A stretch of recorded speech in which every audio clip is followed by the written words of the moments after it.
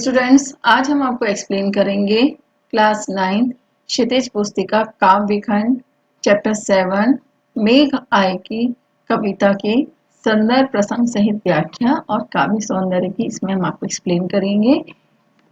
और इसका पहला पद जो है इस तरह से है, मेघ आए बड़े बन ठन के संवर के, आगे आगे नाचती गाती बयार चली, दरवाजे खिड़कियां खुलने लगी गली गली, पाहुन ज्यों आए हों गाँव में शहर के, मेघ आए बड़े बन ठन के संवर के।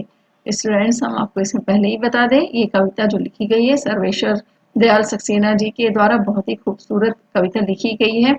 इसे मानवीकरण अलंकार का बहुत ही अच्छी तरह से प्रयोग किया गया है और इसमें मेघ को, एक बादलों को और बारिश को बहुत ही खूबसूरती से एक गांव के मेहमान के रूप में प्रस्तुत किया है।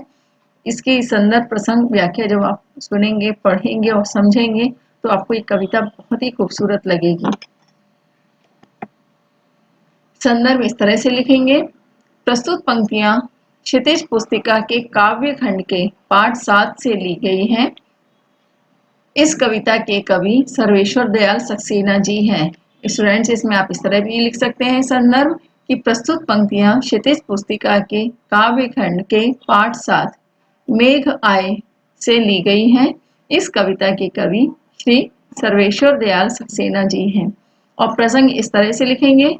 प्रस्तुत पंक्तियों में कवि ने वर्षा ऋतु के आने पर गांव में दिखाई देने वाले उत्साह का चित्रण प्रस्तुत किया है। व्याख्या यहाँ से शुरू करेंगे। प्रस्तुत पंक्तियों के माध्यम से कवि ने यहाँ बादल का मानवीकरण करके उसे एक दामाद यानी शहर से आए हुए अतिथि, स्टूडेंट्स दामाद उसे बोला जाता है जो लड़की का पति होता है, तो उसे माता पिता अपना दामाद मानते हैं।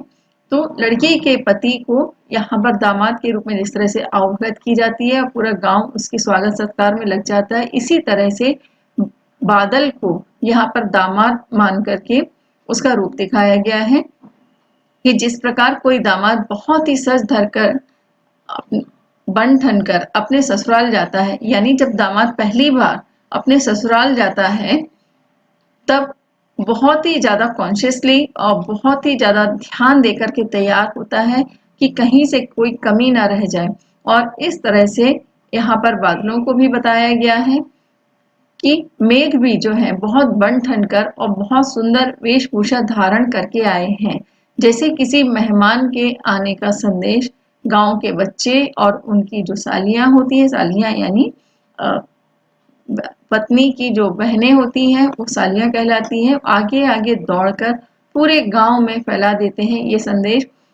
और ठीक उसी तरह हवा भी उन बादलों के आगे आगे नाचती हुई पूरे गांव को यह सूचना देने लगी है कि गांव में मेघ यानी बादल रूपी मेहमान आए हैं। और यह सूचना पाकर गांव के सभी लोग अपने अपने खिड़की दरवाजे खोलकर उसे देखने और उसे निहारने के लिए घरों से बहुत ही बेताबी से झांक रहे हैं। और इसका अर्थ यह है कि हर वर्ष जब हम वर्षा ऋतु का बहुत ही बेसब्री से इंतजार करते हैं, प्रतीक्षा करते हैं, तो इसके आने पर सारा आकाश बादलों से ढक जाता है और सौंधी सौंधी हवाएं चलने लगती हैं, मिट्टी की खुशबू आने लगती है और सभी लोग घर से निकलकर वर्षा ऋतु का आनंद लेने लगते हैं। बहुत ही खूबसूरत कविता लिखी गई है और इसका काव्य सौंदर्य इस तरह से लिखेंगे। कविता में मानवीकरण का खूबसूरती से वर्णन किया गया है, श्रृंगार रस स्पष्ट दिखाई देता है और वर्षा ऋतु का बहुत ही मनोरम वर्णन कवि ने प्रस्तुत किया है और मेघ की दामाद से तुलना करके कविता को और भी ज्यादा खूबसूरत रचा गया है। दूसरा पद इस तरह से है, पेड़ झुक झांकने लगे गर्दन उचकाए, आंधी चली धूल भागी घाघरा उठाए, बांकी चितवन उठा नदी ठिठकी घूंघट सरके, मेघ आए बड़े बन ठन के संवर के। इसका संदर्भ इस तरह से लिखेंगे। प्रस्तुत पंक्तियां क्षितिज पुस्तिका के काव्य खंड के पाठ 7 मेघ आए से ली गई हैं। इस कविता के कवि श्री सर्वेश्वर दयाल सक्सेना जी हैं। प्रसंग इस तरह से लिखेंगे।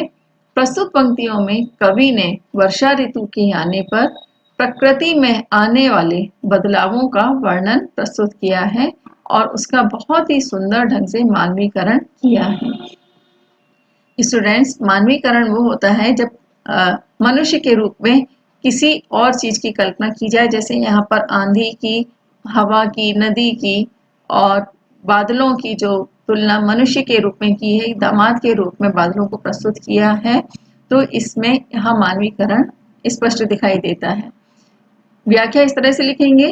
प्रस्तुत पंक्तियों के माध्यम से कवि कहते हैं कि आसमान में बादल छाने के साथ ही आंधी आने पर धूल ऐसे उड़ने लगी है मानो जैसे गांव की औरतें घाघरा उठाए दौड़ रही हों। स्टूडेंट्स, यहाँ बहुत ही खूबसूरती से वर्णन किया है कि जब हवा चलती है तो हवा के साथ जो तेज हवा में सामने धूल उड़ती है, तो इस धूल की तुलना उन औरतों से की है जो गांव में औरतें घाघरा पहनती हैं और जब वो दौड़ती हैं तो घाघरा हवा में उड़ता है। तो बहुत ही खूबसूरती से इसका वर्णन किया है। और साथ ही हवा के चलने के कारण पेड़ ऐसे झुके हुए प्रतीत होते हैं मानो वे अपनी गर्दन को उठा करके मेहमान को देखने की कोशिश कर रहे हैं। वहीं दूसरी तरफ नदी रूपी औरतें ठिठक कर यानी रुक कर अपने घूंघट सरकाकर तिरछी नजरों से मेहमान को देख रही हैं। और इसका अर्थ यह है कि जब वर्षा होने वाली होती है तो पहले थोड़ी तेज हवाएं या आंधी चलने लगती है, जिसके कारण रास्ते में पड़ी धूल उड़ने लगती है और हवा के वेग से जो पेड़ पौधे हैं वो झुक जाते हैं। और ऐसी अवस्था में नदी का पानी ऐसा लगता है कि जैसे वो भी थम गया है यानी रुक गया है, जिसकी सुंदरता देखते ही बनती है। काव्य सौंदर्य इसी तरह से लिखेंगे। कविता में मानवीकरण का खूबसूरती से वर्णन किया गया है और श्रृंगार रस स्पष्ट दिखाई देता है। वर्षा ऋतु का मनोरम वर्णन प्रस्तुत किया गया है और मेघ की दामाद से तुलना करके कविता को और भी खूबसूरत रचा गया है।